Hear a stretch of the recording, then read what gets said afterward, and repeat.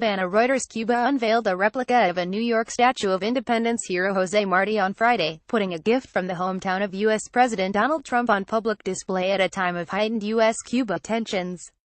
A schoolteacher explains about the bronze replica of a New York statue of Cuban independence hero Jose Marti after its unveiling in the historic center of Havana, Cuba, October 20, 2017.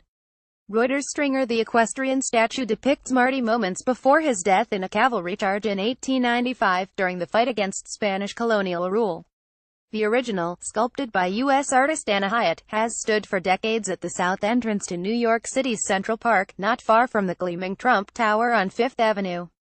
After former U.S. President Barack Obama and Cuban President Raul Castro announced a détente in 2014, the Bronx Museum of the Arts decided to gather donations to make a copy of the sculpture as a gift for Havana. The goal was to strengthen the bridge between our two countries, the museum said.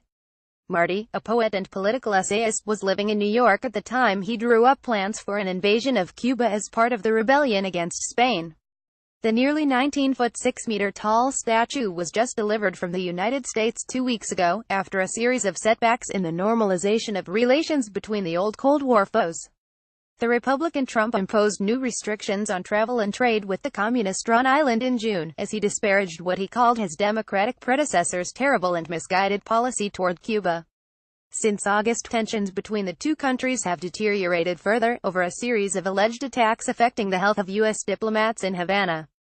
By unveiling this monument that comes from over there, we say this is the only path forward, there is no other, said Eusebio Leal, the official Havana city historian, alluding to hopes for a future marked by improved U.S.-Cuba ties.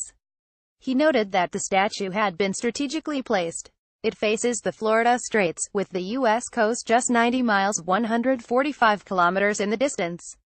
Marti, who spent 15 years in exile in the United States, is revered throughout Cuba, and Fidel Castro hailed him as the intellectual author of the armed uprising that led to his January 1, 1959, Cuban Revolution.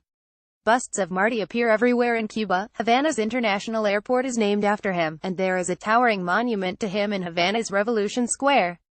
Cuba says it will officially inaugurate the statue on January 28, when it marks the 165th anniversary of Marti's birth.